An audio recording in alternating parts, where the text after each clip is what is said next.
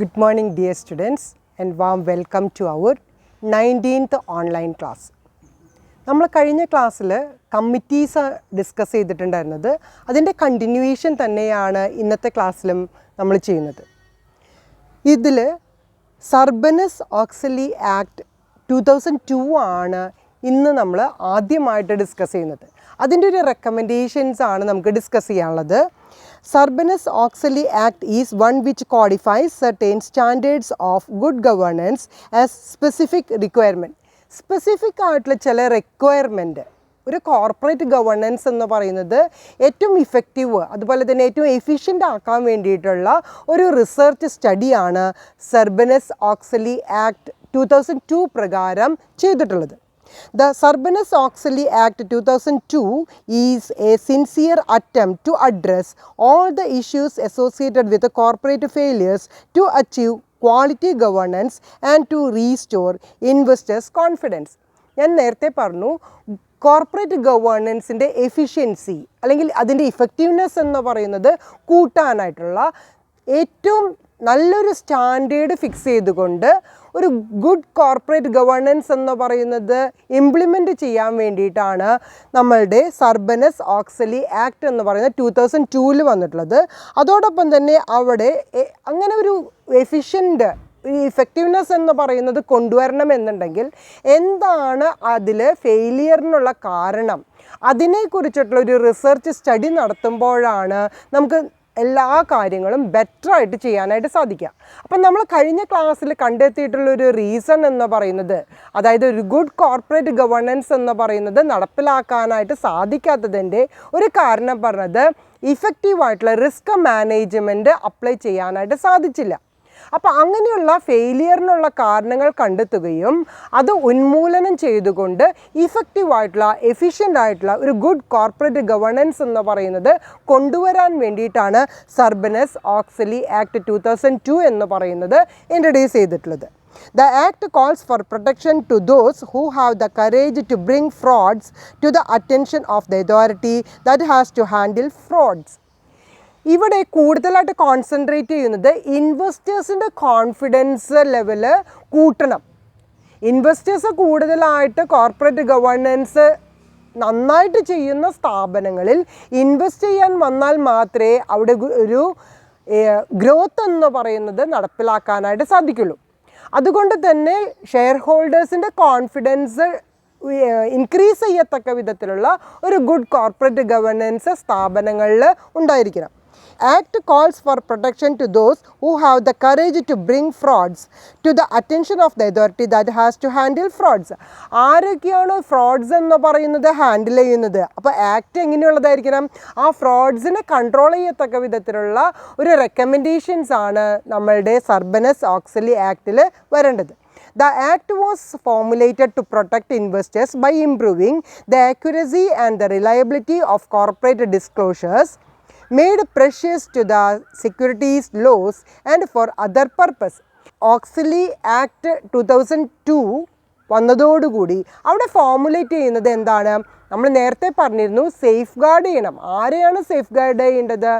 ആരൊക്കെയാണോ investors ആയിട്ട് വരുന്നത് അവരെ എന്ത് ചെയ്യണം? സേഫ് ഗാർഡ് ചെയ്യത്തക്ക വിധത്തിലുള്ള റൂൾസ് ആൻഡ് റെഗുലേഷൻസ് ആണ് ഓക്സ്ലി ആക്ട് 2002 കൊണ്ടുവരുന്നത്. അതോടൊപ്പം തന്നെ ആ ഇൻവെസ്റ്റേഴ്സിനെ പ്രൊട്ടക്റ്റ് ചെയ്യുകയും അവിടെ ആക്യുറസി ആൻഡ് റിലയബിലിറ്റി അവിടെ ചെയ്യുന്ന പോളിസീസ് അല്ലെങ്കിൽ പ്രാക്ടീസ് എന്ന് പറയുന്നത് എങ്ങനെയുള്ളതായിരിക്കണം?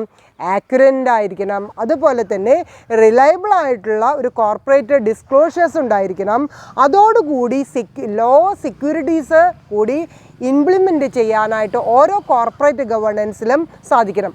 അതാണ് ഇവിടെ മെയിൻ പർപ്പസ് ആയിട്ട് പറയുന്നത്. The Act contains a number of provisions that dramatically change the reporting and corporate directors' governance obligations of public companies, the directors and the officers. അപ്പോൾ ഇവിടെ ചേഞ്ച് വന്നിട്ടുള്ളത് എന്താണ്? ഓക്സ്ലി ആക്ട് പ്രകാരം ഇൻവെസ്റ്റേഴ്സിനെ കൂടുതലായിട്ട് പ്രൊട്ടക്റ്റ് ചെയ്യുകയും അവിടെ സെക്യൂർ എന്ന് പറയുന്നത് കൊണ്ടുവരാൻ വേണ്ടിയിട്ട് കൂടുതലായിട്ടുള്ള പ്രൊവിഷൻസ് ക്രിയേറ്റ് ചെയ്യുക. അവിടെ ഡ്രമാറ്റിക്കലായിട്ടുള്ള ചേഞ്ചാണ് ഇംപ്ലിമെൻറ്റ് ചെയ്യണമെന്നുള്ളത് ആര് പറഞ്ഞിട്ടുള്ളത്?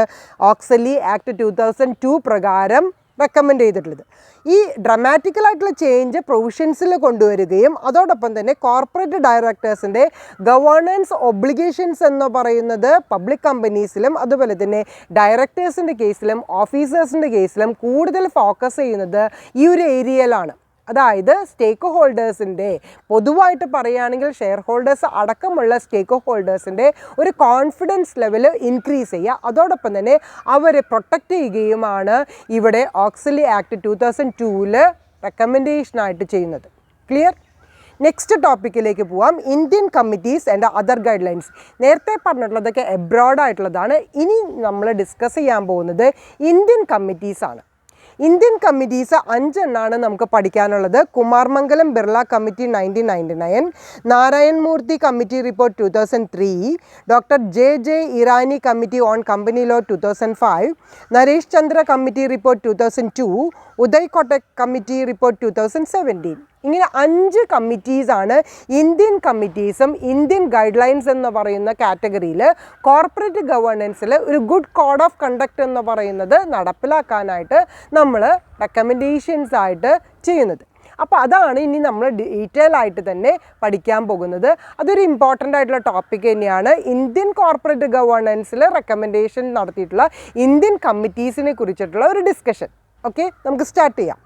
With respect to India, after the economic initiatives in 1991, the government of India thought it fit to respond to the developments taking place in the world over, and accordingly the initiatives recommended by Cadbury Committee report got prominence. അപ്പോൾ നമ്മളുടെ Indian കൺട്രിയിൽ corporate governance എന്ന് പറയുന്നത് ഇഫക്റ്റീവായിട്ട് ചെയ്യാൻ വേണ്ടി ഒരു economic initiative 1991 വന്നതോടു കൂടിയിട്ടാണ് Indian committees രൂപീകരിക്കുന്നതിനെ കുറിച്ചിട്ട് ഇന്ത്യക്കാർ ചിന്തിച്ചിട്ടുള്ളത്. അതോടൊപ്പം തന്നെ അവിടെ മുമ്പ് ഔട്ട്സൈഡേഴ്സ് വെസ്റ്റേൺ റീജിയണിൽ ചെയ്തിരുന്നത് നമ്മൾ ഫോളോ ചെയ്യത്തക്ക വിധത്തിൽ കാഡ്ബറി കമ്മിറ്റിയുടെ റിപ്പോർട്ടിലാണ് ഒരു പ്രാധാന്യം കൊടുത്തുകൊണ്ടുള്ള ഒരു സ്റ്റഡിയാണ് ഇന്ത്യൻ കമ്മിറ്റീസ് സ്റ്റാർട്ട് ചെയ്തിട്ടുള്ളത്. In order to give due prominence Confederation of Indian Industry, the Associated Chambers of Commerce and Industry and the Securities and Exchange Board of India constituted committees to recommend initiatives in corporate governance. അപ്പോൾ corporate governance code of conduct രൂപീകരിക്കുന്നതിൽ Indian കമ്മിറ്റീസിന് രൂപീകരിക്കുന്ന ഒരു കാറ്റഗറിയിൽ ആരൊക്കെയാണ് അതിൽ important ആയിട്ടുള്ള role play ചെയ്തിട്ടുള്ളത്? ഫസ്റ്റ് വൺ എന്ന് പറയുന്നത് CII ആണ്, കോൺഫെഡറേഷൻ ഓഫ് ഇന്ത്യൻ ഇൻഡസ്ട്രി. രണ്ടാമത് പറഞ്ഞിട്ടുള്ളത് associated chambers of commerce and industry ആണ്. തേർഡ് പറഞ്ഞിട്ടുള്ളത് SEBI, stock securities and exchange board of India. ഈ 3 പേരും കൂടിയാണ് ഇന്ത്യൻ കമ്മിറ്റീസിനെ രൂപീകരിക്കുകയും അതോടൊപ്പം തന്നെ കോർപ്പറേറ്റ് ഗവേണൻസിൽ ഒരു ഗുഡ് കോഡ് ഓഫ് കണ്ടക്ട് എന്ന് പറയുന്നത് ഇംപ്ലിമെൻറ്റ് ചെയ്യാനുള്ള ഒരു റെക്കമെൻഡേഷന് വേണ്ടിയിട്ട് ഡിഫറെൻ്റ് ആയിട്ടുള്ള കമ്മിറ്റീസ് രൂപീകരിച്ചിട്ടുള്ളത്. അപ്പോൾ ഇവിടുത്തെ മെയിൻ എയിം എന്ന് പറയുന്നത് എന്താണ്? കോർപ്പറേറ്റ് ഗവേണൻസിൻ്റെ ഒരു ഇനീഷ്യേറ്റീവ് എടുക്കാൻ വേണ്ടിയിട്ടാണ് ഇന്ത്യൻ കമ്മിറ്റീസ് രൂപീകരിച്ചിട്ടുള്ളത്. Some major committees for corporate governance in India are Kumaramangalam Birla committee 1999, Narayan Murthy committee report 2003, doctor J Irani committee on company law 2005, Naresh Chandra committee report 2002, Uday Kotak committee report 2017. അപ്പോൾ 5 കമ്മിറ്റീസാണ് നമ്മളുടെ ഇന്ത്യൻ ഇനീഷ്യേറ്റീവിന് വേണ്ടിയിട്ട് രൂപീകരിച്ചിട്ടുള്ളത്. എല്ലാതൊന്നും നമുക്ക് ഇന്ന് ഡിസ്കസ് ചെയ്യാനായിട്ട് പറ്റില്ല. നമുക്ക് ഇന്ന് എന്തായാലും സ്റ്റാർട്ട് ചെയ്ത് വയ്ക്കാം. ഓക്കെ, അതിൽ ഫസ്റ്റ് വണ്ണായിട്ടുള്ള കമ്മിറ്റി ഏതാണ്? കുമാർമംഗലം ബിർള കമ്മിറ്റി 1999 ആണ് ഞാൻ ആദ്യമായിട്ട് ഡിസ്കസ് ചെയ്യാനായിട്ട് പോകുന്നത്. The Securities and Exchange Board of India, which set up a committee under the chairmanship of Kumarmangalam Birla in 1999 with the objective of promoting and raising of standards of good corporate governance. അപ്പോൾ ആദ്യത്തെ committee ആയിട്ടുള്ള കുമാർമംഗലം Birla committee ആരാണ് രൂപീകരിച്ചത്? സെബി ആണ് രൂപീകരിച്ചത്. അതിൻ്റെ chairman ആരായിരുന്നു? കുമാർമംഗലം ബിർള ആയിരുന്നു. 1999 സെബി എന്ന് പറഞ്ഞു കഴിഞ്ഞാൽ എന്താ? സെക്യൂരിറ്റീസ് ആൻഡ് എക്സ്ചേഞ്ച് ബോർഡ് ആണ് ഇനീഷ്യേറ്റീവ് എടുത്തിട്ട് കുമാർമംഗലം ബിർള കമ്മിറ്റി രൂപീകരിച്ചത്. അവരുടെ മെയിൻ ഒബ്ജക്റ്റീവ് എന്തായിരുന്നു? Main objective is promoting and raising of standards of good corporate governance. ഒരു ഗുഡ് കോർപ്പറേറ്റ് ഗവേണൻസ് ഉണ്ടാക്കണമെന്നുണ്ടെങ്കിൽ കോഡ് ഓഫ് കണ്ടക്റ്റ് വഴി ഒരു ഗുഡ് സ്റ്റാൻഡേർഡ് ഫിക്സ് ചെയ്യണം. ഇതിനു വേണ്ടിയിട്ടാണ് നമ്മുടെ കുമാർമംഗലം ബിർള കമ്മിറ്റി രൂപീകരിച്ചിട്ടുള്ളത്. അപ്പം മെയിൻ എയിം അല്ലെങ്കിൽ ഒബ്ജക്റ്റീവ് ഓഫ് കുമാർമംഗലം ബിർള കമ്മിറ്റി എന്നുള്ളത് എല്ലാ സ്റ്റുഡൻസും ഒന്ന് അണ്ടർലൈൻ ചെയ്ത് വയ്ക്കുക. Promoting and raising of standards of good corporate governance. Okay. The report submitted by the committee is the first formal and comprehensive attempt to evolve a code of corporate governance in the context of prevailing condition of governance in Indian companies as well as the state of capital market. എവിടെയൊക്കെയാണ് ഈ good corporate governance എന്ന് പറയുന്ന ആദ്യത്തെ റിപ്പോർട്ടിലുള്ള ആ recommendations apply ചെയ്യുന്നത്? അതായത് Indian കമ്പനീസിലും അതോടൊപ്പം തന്നെ ക്യാപിറ്റൽ മാർക്കറ്റ് ഏതൊക്കെ സ്റ്റേറ്റുകളിലുണ്ട് അവിടെയുമാണ് ഗുഡ് കോർപ്പറേറ്റ് ഗവേണൻസിൻ്റെ കോഡ് ഓഫ് കണ്ടക്റ്റ് എന്ന് പറയുന്നത് ഈ സ്റ്റാൻഡേർഡ് കുമാർ കമ്മിറ്റി രൂപീകരിച്ചിട്ടുള്ള സ്റ്റാൻഡേർഡ് എന്ന് പറയുന്നത് അപ്ലൈ ചെയ്യുന്നത്. അപ്പോൾ അവരുടെ റിപ്പോർട്ട് ഒന്ന് അണ്ടർലൈൻ ചെയ്ത് വയ്ക്കുക. Formal and comprehensive attempt to evolve code of corporate governance എന്ന് പറയുന്ന ഒരു റിപ്പോർട്ടാണ് അവിടെ കുമാർമംഗലം ബിർള കമ്മിറ്റി വെച്ചിട്ടുള്ളത്. അതെവിടേക്കാണ് അപ്ലൈ ചെയ്യുന്നത്? ഇന്ത്യൻ കമ്പനീസിലും അതുപോലെ തന്നെ ക്യാപിറ്റൽ മാർക്കറ്റുള്ള സ്റ്റേറ്റുകളിലാണ് അത് അപ്ലൈ ചെയ്യുന്നത്. The primary objective of the committee was to view corporate governance from the perspective of the investors and shareholders and to prepare a code to suit the Indian corporate environment. അപ്പോൾ ഒരു Indian corporate environment എങ്ങനെയാണ് അതിൻ്റെ ഒരു സ്റ്റഡിയുടെ ബേസിസിലുള്ള first objective, primary objective എന്ന് പറയുന്നത് എന്താണ്? Corporate governance from the perspective of the investors and share holders. ആരൊക്കെയാണ് ഈ കോർപ്പറേറ്റ് ഗവേണൻസിൽ ഇൻവെസ്റ്റ് ചെയ്തിട്ടുള്ളത്? ആ ഇൻവെസ്റ്റേഴ്സിനെയും ഷെയർ ഹോൾഡേഴ്സിൻ്റെയും പ്രൊട്ടക്റ്റ് ചെയ്യുക, അവരുടെ സെക്യൂരിറ്റി, അവരുടെ ഒരു സേഫ് ഗാർഡ് എന്ന് പറയുന്നതിനാണ് പ്രൈമറി ഒബ്ജക്റ്റീവായിട്ട് കുമാർമംഗലം ബിർള കമ്മിറ്റി വെച്ചിട്ടുള്ളത്. അതോടൊപ്പം തന്നെ prepare a code to suit the Indian corporate environment. Indian corporate എൻവയൺമെൻറ്റിൽ സ്യൂട്ട് ഫയൽ ചെയ്യാനുള്ളൊരു കോഡ് എന്ന് പറയുന്നത് ഇൻട്രൊഡ്യൂസ് ചെയ്യുകയും ആര് ചെയ്തിട്ടുണ്ട്? കുമാർമംഗലം ബിർള കമ്മിറ്റി ചെയ്തിട്ടുണ്ട്.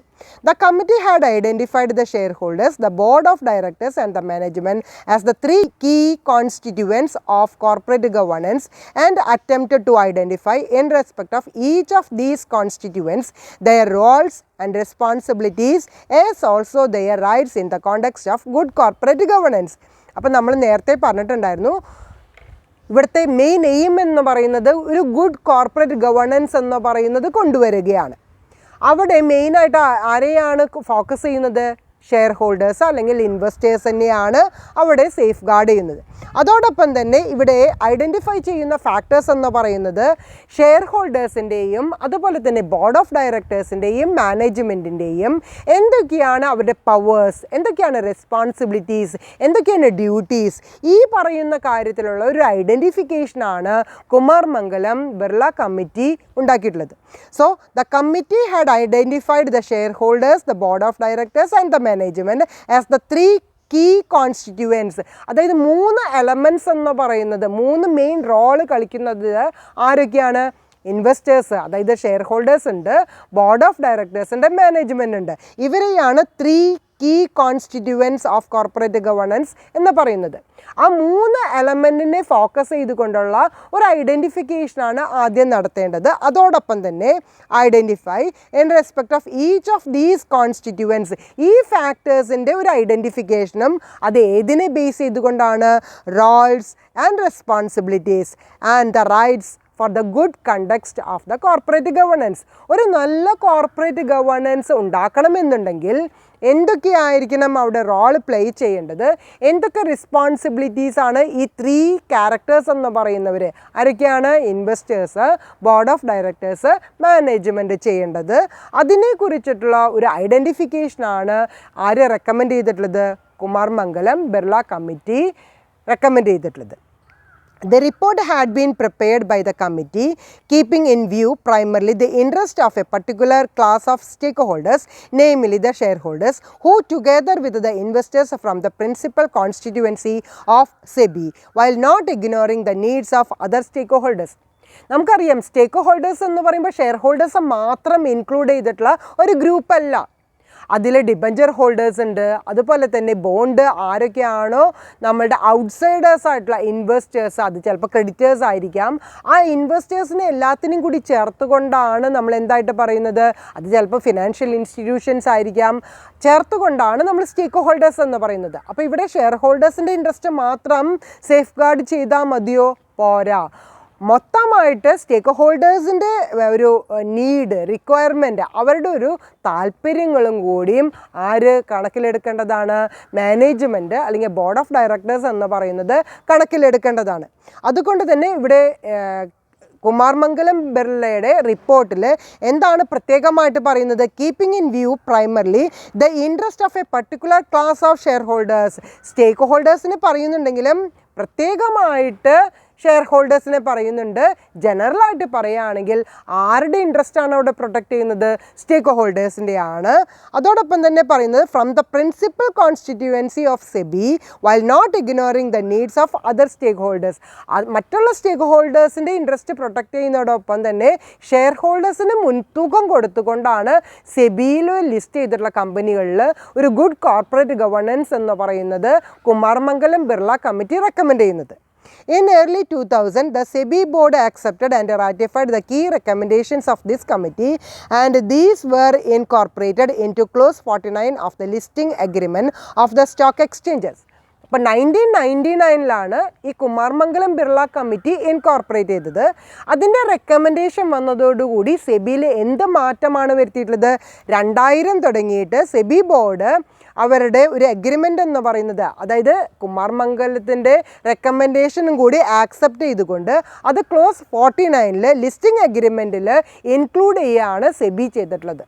അപ്പോൾ 1999 സെബി ഇങ്ങനെ ഒരു കമ്മിറ്റി ഇൻകോർപ്പറേറ്റ് ചെയ്ത് അതിൻ്റെ ഒരു റെക്കമെൻഡേഷൻ്റെ ബേസിസിൽ എവിടെയാണ് സെബി മാറ്റം വരുത്തിയിട്ടുള്ളത്? 2000 തുടങ്ങിയിട്ട് ക്ലോസ് 49 എന്ന് പറയുന്നത് ഒരു അഡീഷണൽ ആയിട്ട് ലിസ്റ്റിംഗ് അഗ്രിമെൻറ്റിൽ ഇൻക്ലൂഡ് ചെയ്തുകൊണ്ടുള്ള ഒരു ചേഞ്ചാണ് സെബി നടപ്പിലാക്കിയിട്ടുള്ളത്. The committee divided the recommendations in 2 categories. 2 category ആയിട്ടാണ് സെബി അല്ലെങ്കിൽ ഈ കുമാർ മംഗലം കമ്മിറ്റിയുടെ റെക്കമെൻഡേഷൻസ് വന്നിട്ടുള്ളത്. മാൻഡേറ്ററി ആയിട്ടുള്ള ഒരു റെക്കമെൻഡേഷനും നോൺ മാൻഡേറ്ററി ആയിട്ടുള്ള വേറൊരു റെക്കമെൻഡേഷനുമാണ് വന്നിട്ടുള്ളത്. അപ്പോൾ റെക്കമെൻഡേഷൻ എന്ന് പറയുന്നത് എല്ലാ സ്റ്റുഡൻസും ഒന്ന് നോട്ട് ചെയ്യുക. 2 തരത്തിലുള്ള റെക്കമെൻഡേഷനാണ് പറയുന്നത്. മാൻഡേറ്ററി ആയിട്ടുള്ള റെക്കമെൻഡേഷനും നോൺ മാൻഡേറ്ററി ആയിട്ടുള്ള റെക്കമെൻഡേഷനാണ് കുമാർ മംഗലം ബിർള കമ്മിറ്റി തന്നിട്ടുള്ളത്. The recommendations which are absolutely essential for the corporate governance can be defined with precision and which can be enforced through the amendment of the listing agreement could be classified as mandatory. നമ്മൾ നേരത്തെ പറഞ്ഞു സെബിയിൽ listing അഗ്രിമെൻറ്റിൽ close 49 പ്രകാരം ഒരു change SEBI നടപ്പിലാക്കിയിട്ടുണ്ട്. ഇവിടെ പറയുന്നത് ഒരു precise or precision, അതായത് ഒരു പങ്ക്ച്വാലിറ്റി, ഒരു കൃത്യത എല്ലാ കാര്യങ്ങളിലും ഡിഫൈൻ ചെയ്തുകൊണ്ട് കോർപ്പറേറ്റ് ഗവേണൻസിൽ കൊണ്ടുവരിക എന്ന് പറയുന്ന ഒരു ഒബ്ജക്റ്റീവാണ് സെബി ഇവിടെ നടപ്പിലാക്കിയിട്ടുള്ളത്. അതുകൊണ്ട് തന്നെയാണ് ക്ലോസ് 49 ലിസ്റ്റിംഗ് അഗ്രിമെൻറ്റിൽ ഒരു പ്രിസിഷൻ എന്ന് പറയുന്ന രീതിയിൽ നമ്മളുടെ കുമാർ മംഗലത്തിൻ്റെ റെക്കമെൻഡേഷൻ ഇൻക്ലൂഡ് ചെയ്തിട്ടുള്ളത്. അതാണ് നമ്മളുടെ മാൻഡേറ്ററി ആയിട്ടുള്ള ഫാക്ടേഴ്സ് എന്ന് പറയുന്നത്. which are they either desirable or which may require change of laws may for the time being be classified as mandatory. അതേസമയം ഈ ആദ്യം നമ്മൾ ക്ലോസ് 49 മാൻഡേറ്ററി ആയിട്ട് പറഞ്ഞിട്ടുള്ള ഫാക്ടേഴ്സിന് പിന്നീട് എന്താണ് സംഭവിച്ചിട്ടുള്ളത്?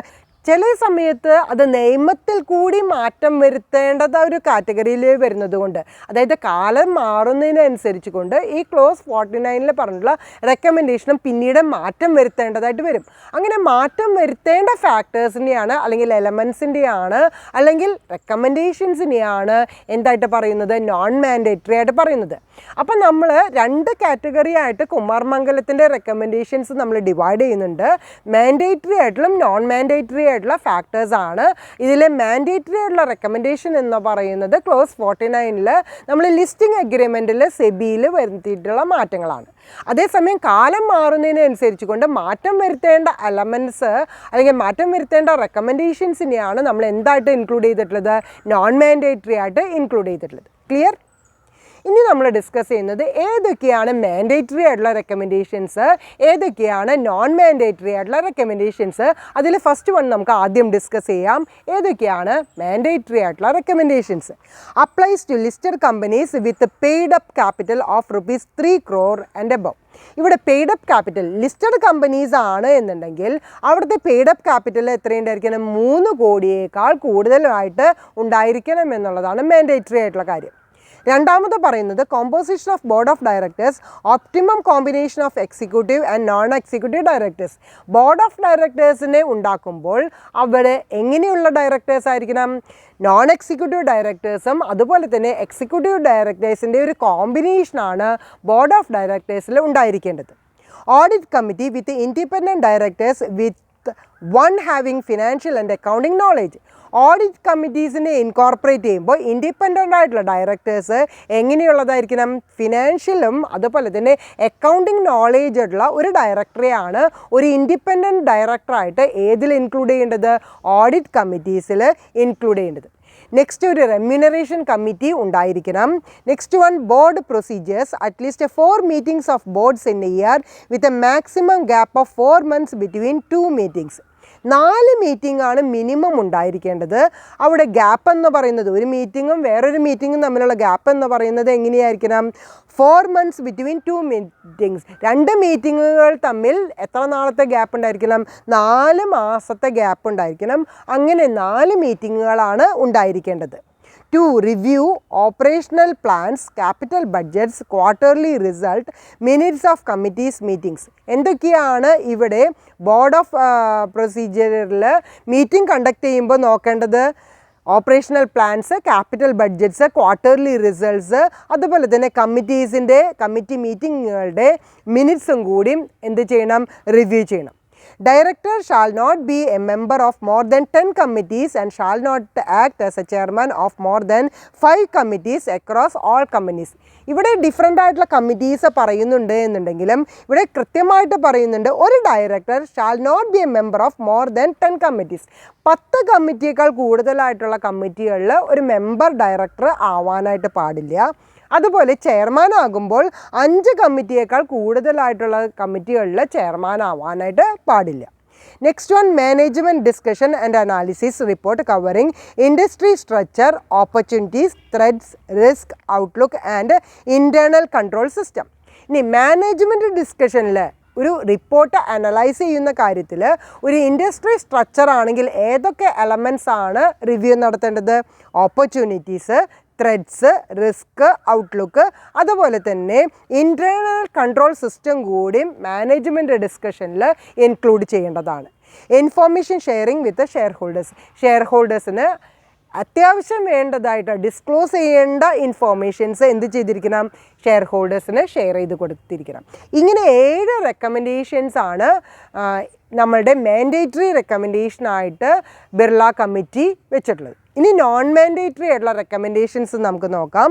Role of chairman, remuneration committee of board, shareholders right for receiving half yearly financial performance postal ballot covering critical matters like alternation in memorandum, sale of all or substantial part of the undertaking, corporate restructuring, further issue of capital, venturing into new business. ഇത്രയാണ് non mandatory ആയിട്ടുള്ള കാര്യങ്ങൾ.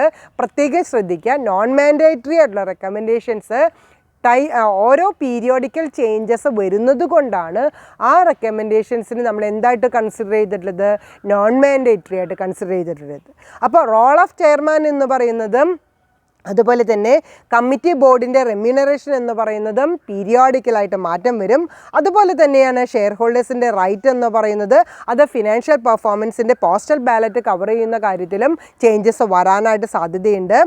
Sale of all or substantial part of the undertaking, ഒരു corporate ഗവേണൻസിൻ്റെ establishment അല്ലെങ്കിൽ ഒരു company എന്ന് പറയുന്നത് മുഴുവനായിട്ടോ ഭാഗികമായിട്ടോ undertake ചെയ്യുന്ന കാര്യത്തിലോ അല്ലെങ്കിൽ കോർപ്പറേറ്റ് റീസ്ട്രക്ചറിങ്, ഇഷ്യൂ ഓഫ് ക്യാപിറ്റലിൻ്റെ കേസിലും മാറ്റങ്ങൾ വരാം. അതായത് ക്യാപിറ്റൽ നമുക്ക് റേസ് ചെയ്യാം, അല്ലെങ്കിൽ എന്ത് ചെയ്യാം, മിനിമൈസ് ചെയ്യാം. Venturing into new business, പുതിയ ബിസിനസ്സിൻ്റെ സംരംഭങ്ങൾ സ്റ്റാർട്ട് ചെയ്യുന്ന കാര്യത്തിലും മാറ്റങ്ങൾ വരാം. അപ്പോൾ നിങ്ങൾ ശ്രദ്ധിക്കേണ്ടത് മാൻഡേറ്ററി റെക്കമെൻഡേഷൻസ് നമ്മൾ ക്ലോസ് 49-ൽ ഇൻക്ലൂഡ് ചെയ്തിട്ടുള്ളതാണ്. നോൺ മാൻഡേറ്ററി ആയിട്ടുള്ള റെക്കമെൻഡേഷൻസ് എന്ന് പറയുന്നത് പീരിയോഡിക്കലായിട്ട് ചേഞ്ച് വരുന്നതാണ്. Clear? As per the committee, the recommendations should be made applicable to the listed companies, their directors, management, employees and professionals associated with such companies. അപ്പോൾ നമ്മൾ നേരത്തെ പറഞ്ഞത് സെബിയിൽ list ചെയ്തിട്ടുള്ള കമ്പനീസിലാണ് ഗുഡ് കോർപ്പറേറ്റ് ഗവേണൻസ് എന്ന് പറയുന്നത് കൊണ്ടുവരാൻ വേണ്ടിയിട്ട് ക്ലോസ് 49 എന്ന് പറയുന്നത് ബിർള കമ്മിറ്റിയുടെ റെക്കമെൻഡേഷനോടുകൂടി നമ്മൾ ചെയ്തിട്ടുള്ളത് അല്ലേ. അപ്പോൾ ഈ റെക്കമെൻഡേഷൻസ് ആർക്കൊക്കെയാണ് അപ്ലിക്കബിൾ ആകുന്നത്? സെബിയിലെ ഏതൊക്കെ കമ്പനി ലിസ്റ്റ് ചെയ്തിട്ടുണ്ട് ആ കമ്പനികൾക്കൊക്കെ അത് അപ്ലിക്കബിൾ ആണ്. അതുപോലെ തന്നെ ആ കമ്പനികളുടെ ഡയറക്ടേഴ്സ്, മാനേജ്മെൻറ്റ്, എംപ്ലോയീസ്, പ്രൊഫഷണൽസ് ആരൊക്കെയാണോ ആ കമ്പനിയോട് അസോസിയേറ്റഡ് ആയിട്ടിരിക്കുന്നത് അവരെല്ലാവരും ഈ ക്ലോസ് 49-ൽ പറയുന്ന കാര്യങ്ങൾ അതോടൊപ്പം തന്നെ ബിർള കമ്മിറ്റിയുടെ മാൻഡേറ്ററിയും നോൺ മാൻഡേറ്ററി ഉള്ള റെക്കമെൻഡേഷൻസ് ഫോളോ ചെയ്യേണ്ടതാണ്. ക്ലിയർ?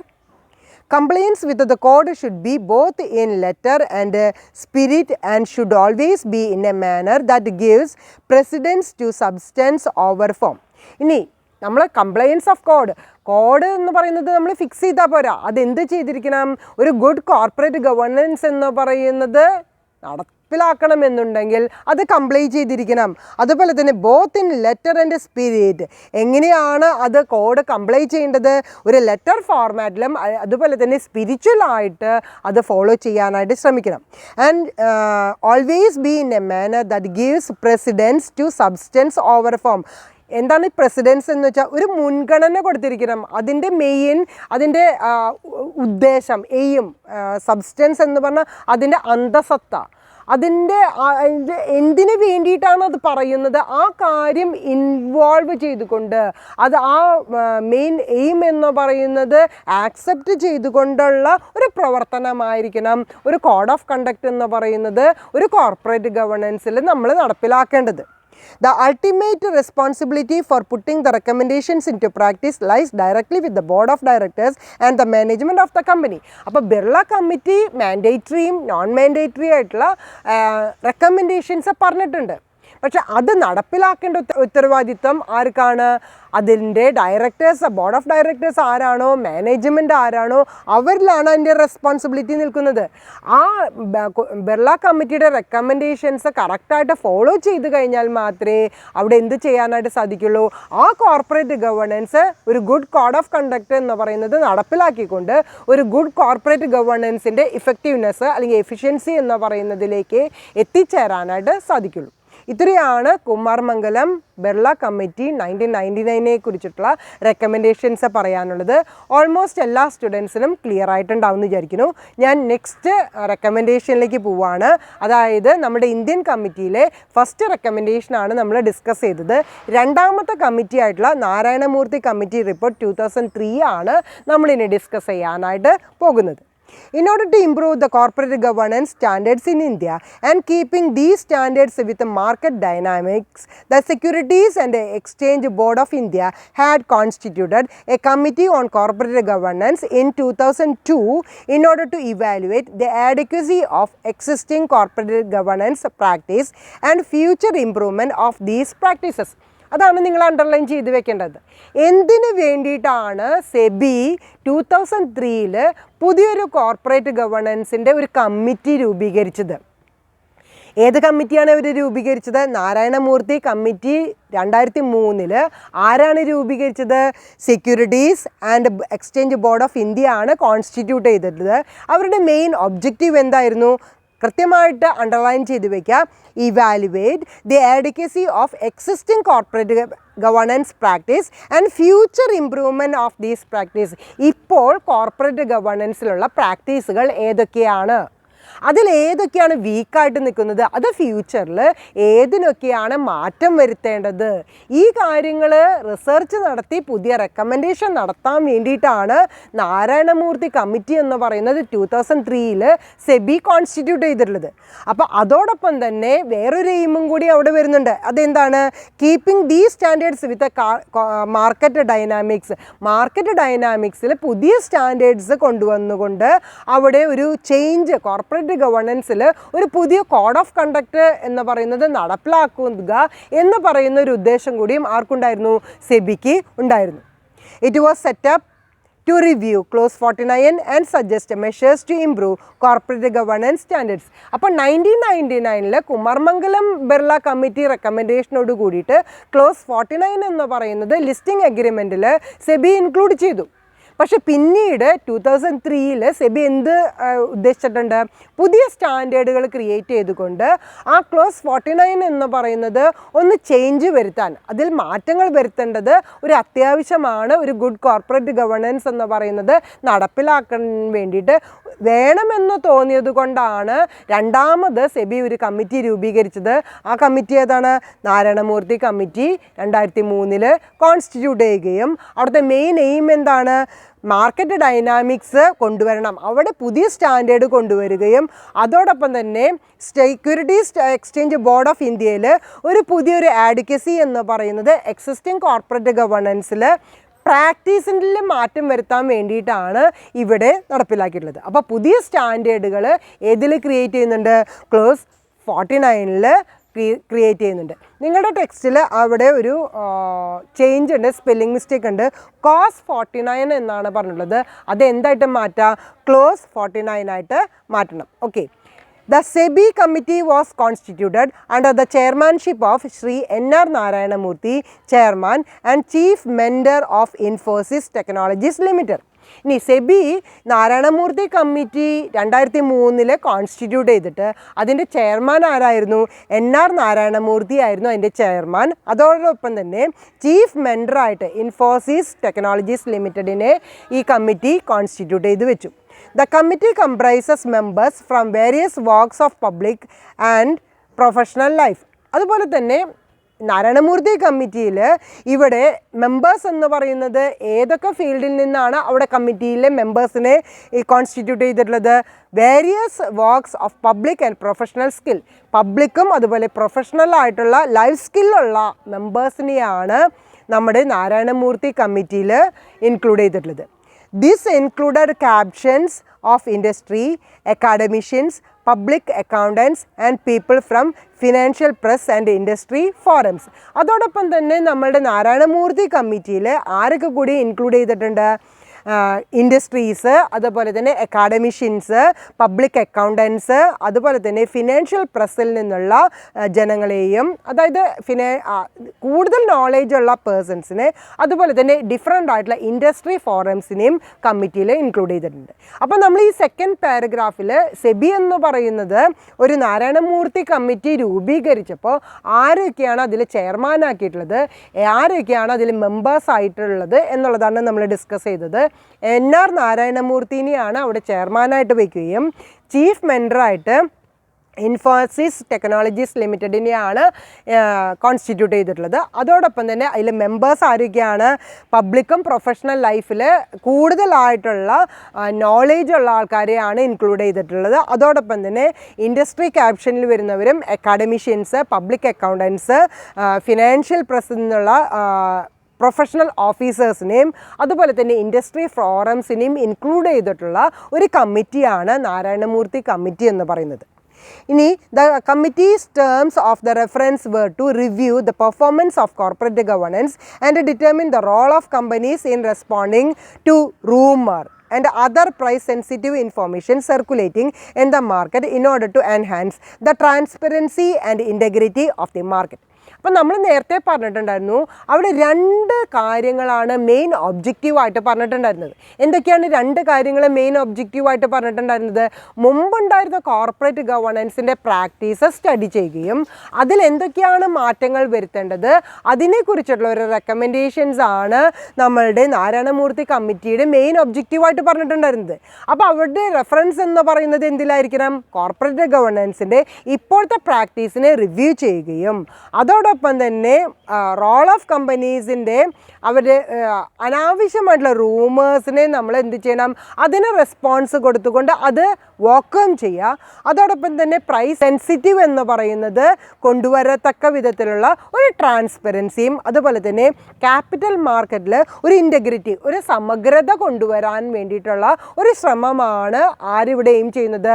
നാരായണമൂർത്തി കമ്മിറ്റി എയിം ചെയ്യുന്നത്. അപ്പോൾ അവരുടെ മെയിൻ ഒബ്ജക്റ്റീവ് എന്ന് പറയുന്നത് ട്രാൻസ്പെറൻസിയും അതുപോലെ തന്നെ ഇൻറ്റഗ്രിറ്റി എന്ന് പറയുന്നത് ഒരു ക്യാപിറ്റൽ മാർക്കറ്റിൽ എൻഹാൻസ് ചെയ്യാനായിട്ട് മുമ്പുണ്ടായിരുന്ന കോർപ്പറേറ്റ് ഗവേണൻസിൻ്റെ പ്രാക്ടീസ് എന്ന് പറയുന്നത് റിവ്യൂ നടത്തുകയും മാറ്റം വരുത്തേണ്ട ഏരിയാസ് കണ്ടെത്തി അവിടെ മാറ്റം വരുത്താനുള്ള ഒരു റെക്കമെൻഡേഷൻസ് കൊണ്ടുവരാൻ വേണ്ടിയിട്ടാണ് നാരായണമൂർത്തി കമ്മിറ്റി എന്ന് പറയുന്നത് കോൺസ്റ്റിറ്റ്യൂട്ട് ചെയ്തിട്ടുള്ളത്.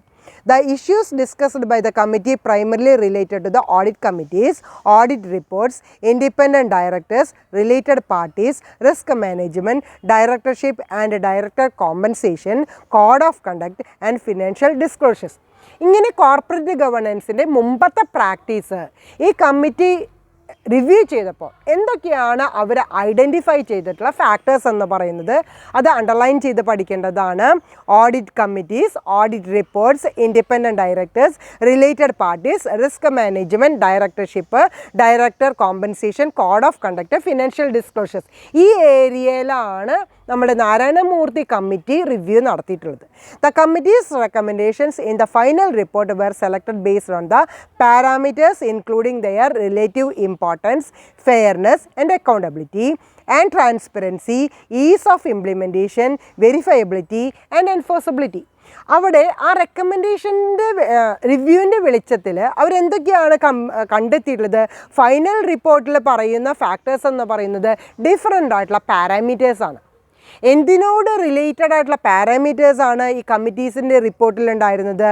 അവരുടെ റിലേറ്റീവ് ഇമ്പോർട്ടൻസ്, അതുപോലെ തന്നെ fairness, accountability, transparency, ease of implementation, verifiability, enforceability. ഈ കാര്യങ്ങളിലാണ് ഒരു പാരാമീറ്റേഴ്സ് എന്ന് പറയുന്നത് ഫൈനൽ റിപ്പോർട്ടിൽ നാരായണമൂർത്തി കമ്മിറ്റി കൊണ്ടുവന്നിട്ടുള്ളത്.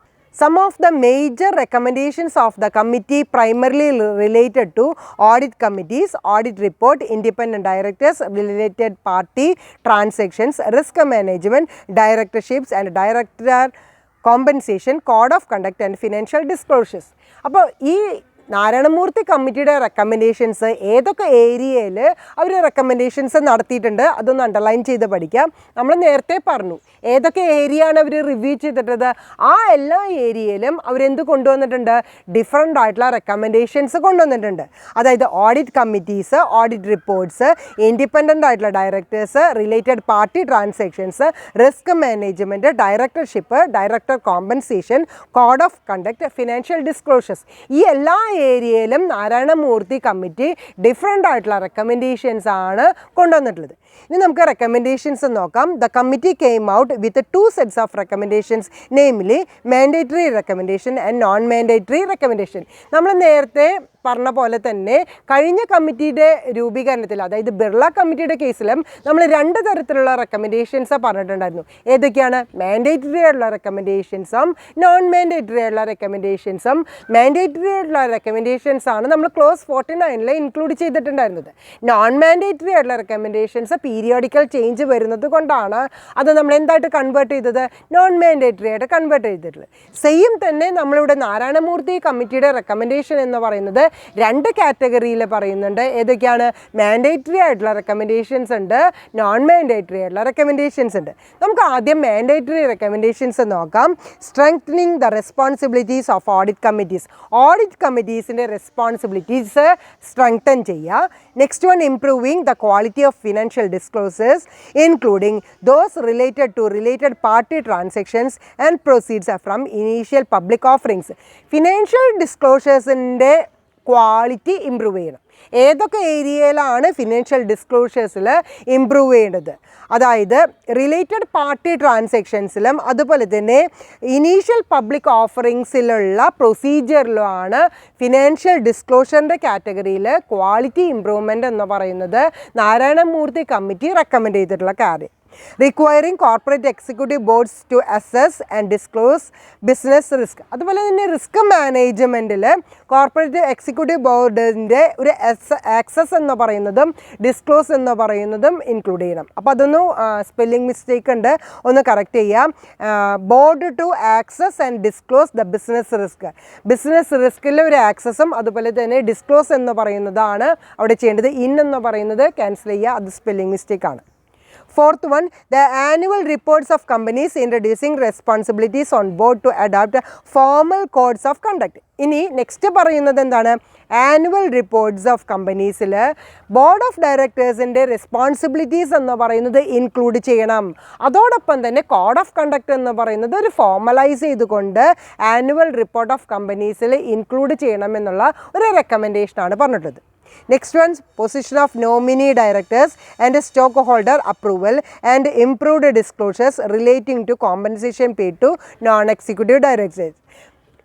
നമ്മളുടെ നോമിനി ഡയറക്ടേഴ്സ്, അതായത് നമ്മൾ ബോർഡ് ഓഫ് ഡയറക്ടേഴ്സിൻ്റെ ഒപ്പം തന്നെ നോമിനി ഡയറക്ടേഴ്സിനെ പോയിൻ്റ് ചെയ്തിട്ടുണ്ടായിരിക്കും. അവരുടെ പൊസിഷൻ എന്താണെന്നുള്ളത് പറഞ്ഞിരിക്കണം. അതോടൊപ്പം തന്നെ സ്റ്റോക്ക് ഹോൾഡേഴ്സിൻ്റെ അപ്രൂവലും ഇംപ്രൂവ്ഡ് ഡിസ്ക്ലോസേഴ്സ്, എന്തിനോട് റിലേറ്റഡ് ആയിട്ടുള്ള ഇംപ്രൂവ്ഡ് ഡിസ്ക്ലോഷേഴ്സാണ്? അതായത് നോൺ എക്സിക്യൂട്ടീവ് ഡയറക്ടേഴ്സിന് കോമ്പൻസേഷൻ കൊടുക്കുന്ന കാര്യത്തിലുള്ള ഒരു ഇംപ്രൂവ്ഡ് ഡിസ്ക്ലോഷർ ഉണ്ടായിരിക്കണം എന്നുള്ളതാണ് പറഞ്ഞിട്ടുള്ളത്.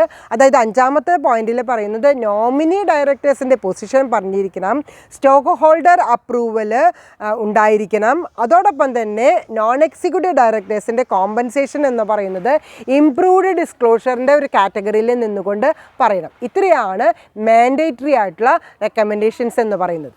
നെക്സ്റ്റ് നമ്മൾ ഡിസ്കസ് ചെയ്യുന്നത് നോൺ മാൻഡേറ്ററി ആയിട്ടുള്ള റെക്കമെൻഡേഷൻസ് ഏതൊക്കെയാണ്? 3 നോൺ മാൻഡേറ്ററി ആയിട്ടുള്ള റെക്കമെൻഡേഷൻസ് ആണുള്ളത്. Moving to regime where corporate financial statements are not qualified.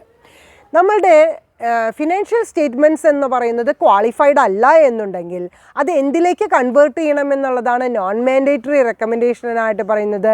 Moving to a regime where corporate financial statements are not qualified. Qualified അല്ല എന്നുണ്ടെങ്കിൽ ഒരു റെജിം എന്ന് വെച്ചാൽ എന്താണ്? ഭരണം. അതായത് ഒരു മോണിറ്ററിങ് എന്ന് പറയുന്നത് വളരെ കൂടുതലായിട്ട് അതിൽ വരുത്തണം. അതായത് ഫിനാൻഷ്യൽ സ്റ്റേറ്റ്മെൻറ്റ് അവർ ഡിസ്ക്ലോസ് ചെയ്യുന്നത് ക്വാളിഫൈഡ് ആയിട്ടുള്ളതല്ല. അപ്പോൾ അവിടെ ഒരു അറ്റൻഷൻ കൂടുതലായിട്ട് വേണം എന്നുള്ളതാണ് നോൺ മാൻഡേറ്ററി ആയിട്ടുള്ള റെക്കമെൻഡേഷനിൽ പറയുന്നത്. ഇനി രണ്ടാമത് പറയുന്നത് instituting a system of training of board of members. Board of ഡയറക്ടേഴ്സിന് ട്രെയിനിങ് കൊടുക്കുന്ന ഇൻസ്റ്റിറ്റ്യൂഷൻസ് ഉണ്ടായിരിക്കണം.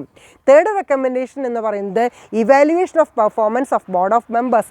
ബോർഡ് ഓഫ് ഡയറക്ടേഴ്സിനെ എല്ലാ റെസ്പോൺസിബിലിറ്റീസും ഡ്യൂട്ടീസും എൻട്രസ്റ്റ് ചെയ്താൽ പോരാ, അതോടൊപ്പം തന്നെ അവരുടെ പെർഫോമൻസ് എന്ന് പറയുന്നത് പീരിയോഡിക്കലായിട്ട് ഇവാലുവേറ്റ് ചെയ്യണം. ഇത് 3 നോൺ മാൻഡേറ്ററി ആയിട്ടുള്ള റെക്കമെൻഡേഷൻസ് എന്ന് പറയുന്നത്. അപ്പോൾ ഏതൊക്കെയാണ് നോൺ മാൻഡേറ്ററി ആയിട്ടുള്ള റെക്കമെൻഡേഷൻസ്? ഫിനാൻഷ്യൽ സ്റ്റേറ്റ്മെൻറ്റ് ക്വാളിഫൈഡ് അല്ല എന്നുണ്ടെങ്കിൽ അവിടെ കൂടുതലായിട്ട് അറ്റൻഷൻ കൊടുത്തുകൊണ്ടുള്ള ഒരു റെജിം എന്ന് പറയുന്നത് ആ കോർപ്പറേറ്റ് ഗവേണൻസിൽ കൊണ്ടുവരണം. ബോർഡ് ഓഫ് ഡയറക്ടേഴ്സിനെ ട്രെയിനിങ് കൊടുക്കത്തക്ക വിധത്തിലുള്ള ഇൻസ്റ്റിറ്റ്യൂഷൻസ് കൊണ്ടുവരണം. ബോർഡ് ഓഫ് ഡയറക്ടേഴ്സിൻ്റെ പെർഫോമൻസ് എന്ന് പറയുന്നത് പീരിയോഡിക്കലായിട്ട് ഇവാലുവേറ്റ് ചെയ്യണം. അപ്പം മാൻഡേറ്ററി ആയിട്ടുള്ള റെക്കമെൻഡേഷനും നോൺ മാൻഡേറ്ററി ആയിട്ടുള്ള റെക്കമെൻഡേഷനും എല്ലാവർക്കും മനസ്സിലായിട്ടുണ്ടാവും എന്ന് വിചാരിക്കുന്നു. The committee noted that the recommendations contained in the report can be implemented by means of an amendment to the listing agreement with changes made to the existing clause 49. അപ്പോൾ 2000 നമ്മൾ close 49 എന്ന് പറയുന്നത് നേരത്തെ ബിർള കമ്മിറ്റിയുടെ റെക്കമെൻഡേഷനോടുകൂടി മാറ്റം വരുത്തിയിരുന്നു. വീണ്ടും 2003 നമ്മളിപ്പോൾ വീണ്ടും മാറ്റം വരുത്താണ്. അതായത് നമ്മുടെ ക്ലോസ് 49 വീണ്ടും അമെൻമെൻറ്റ് ഈ പുതിയ റെക്കമെൻഡേഷൻ മാൻഡേറ്ററി ആയിട്ടുള്ള റെക്കമെൻഡേഷനും അതുപോലെ തന്നെ നോൺ മാൻഡേറ്ററി ആയിട്ടുള്ള റെക്കമെൻഡേഷനും നാരായണമൂർത്തി കമ്മിറ്റിയുടെ റെക്കമെൻഡേഷനോടെ വെളിച്ചത്തിൽ ക്ലോസ് 49 വീണ്ടും മാറ്റം വരുത്തിക്കൊണ്ട് ഒരു ഗുഡ് കോർപ്പറേറ്റ് ഗവേണൻസ് എന്ന് പറയുന്നത് സെബിയുടെ അണ്ടറിലുള്ള ലിസ്റ്റഡ് കമ്പനീസിൽ വരുത്താനായിട്ടാണ് ശ്രമിക്കുന്നത്. അപ്പോൾ ഇന്നത്തെ ക്ലാസ്സിൽ നമ്മൾ 3 കമ്മിറ്റിയാണ് ഡിസ്കസ് ചെയ്തിട്ടുണ്ടായിരുന്നത്. അതിൽ ഇന്ത്യൻ കമ്മിറ്റി 5 എണ്ണുള്ളതിൽ 2 എണ്ണം മാത്രമേ ഞാൻ ഡിസ്കസ് ചെയ്തിട്ടുള്ളൂ. ഒന്ന് ബിർള കമ്മിറ്റിയും രണ്ടാമത് നാരായണമൂർത്തി കമ്മിറ്റിയാണ്. ഓൾമോസ്റ്റ് എല്ലാ സ്റ്റുഡൻസിനും ക്ലിയർ ആയിട്ടുണ്ടാവും എന്ന് വിചാരിക്കുന്നു. ഒറ്റയടിക്ക് നിങ്ങൾക്ക് മനസ്സിലാക്കാൻ പറ്റില്ല എന്നുള്ളത് എനിക്കറിയാം. അതുകൊണ്ട് നിങ്ങൾ ചെയ്യേണ്ടത് ക്ലാസ് കേട്ടതിന് ശേഷം നല്ല പോലെ ടെക്സ്റ്റ് വായിച്ച് മനസ്സിലാക്കുക. എന്നിട്ട് എന്തെങ്കിലും ഡൗട്ട് ഉണ്ടെങ്കിൽ ചോദിക്കാനും മനസ്സിലാക്കാനും തയ്യാറാവണം. ക്ലിയർ? ഇനി ഇന്നത്തെ ഹോംവർക്ക് തരാണ്. നമ്മൾ വെറുതെ ക്ലാസ് കേട്ടാൽ പോരാ. നിങ്ങളുടെ ടെക്സ്റ്റ് ബുക്ക് എന്ന് പറയുന്നത് വെറും ഒരു ഗൈഡാണ്.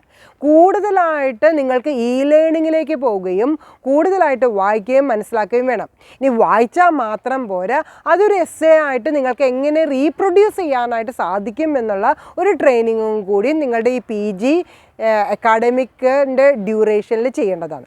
അപ്പോൾ അതിന് വേണ്ടി ഞാൻ ചെയ്യുന്നത് പേജ് നമ്പർ 134 13ാമത്തെ ഒരു അസൈൻമെൻ്റ് ആണ് ഇന്ന് ചെയ്യുന്നത്.